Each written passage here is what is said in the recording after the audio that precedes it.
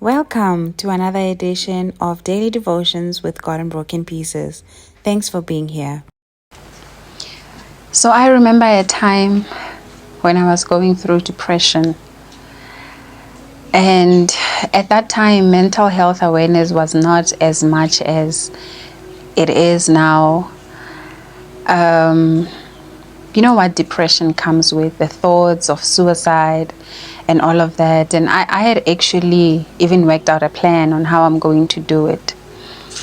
And it was in that moment, or that was one of the moments where I realized that there really was and is a purpose in Claire's life and Claire being born. Because I was just thinking to myself, a big portion of the reason why I am in this situation, if I leave now, I have a daughter who will be subjected to the same situations, and I won't do her justice to just leave, make such a selfish decision and just leave and expect her to find her way over issues that have led me to this point. How will she navigate life? How will she storm or weather the storms of life? And I looked at her and I knew that I can't carry on with my plan. And that was a moment where I was just faced with basically two paths. It's either I take the easy road or I take the hard one that will eventually get easier and actually lead to life. And that's exactly what I did. I checked myself in. One morning I woke up and I went to the doctor. And I said, this is what I'm going through. This is what I am feeling. And that was the beginning of a journey that led to another journey of healing. But I just want to talk about how God came in to the whole situation. So after having, not that he wasn't part of it even in that moment, he very much was.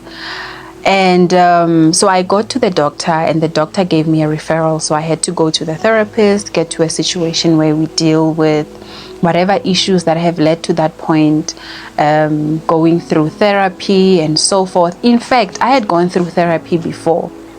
And the things that had been discussed in therapy showed me the root of the problem. And it became too much. I felt like this is not something that I can be able to face. This is the very thing that I know has been buried on the inside of me. And it will be triggered here and there. But I just didn't have the know-how and I felt so overwhelmed. But one of the things I think that actually got me to that point, the breaking point, if I can call it, the breaking point for me was when I got into a relationship. And this gentleman, things didn't go well in the relationship. And things got so nasty that the words that were exchanged in between us, he hit a spot. He said something that I couldn't handle, and that just brought my whole world coming down because things were already shaky. So at that point, it seemed as if it was working against me, but I'm actually thankful that my world was shaken in that way, so that which leads me now to, let me not get ahead of myself, because there is a point that I would like to make in that, how God came in and how he was so intentional in how he did things.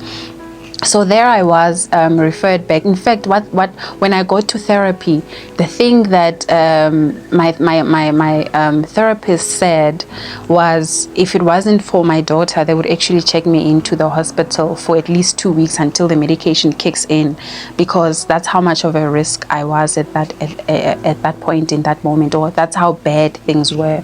But I knew that I wasn't going to do anything. That's why I was seeking for help. And so I continued to be on medication, and I think that went on for about a year, and it was just like on and off, where sometimes your body is responding well to the medication and sometimes it's not. But at the end of the day, the common thing, a year later, I look back and I realized that in as much as the medication is effective in keeping me stable, there was also another element to it.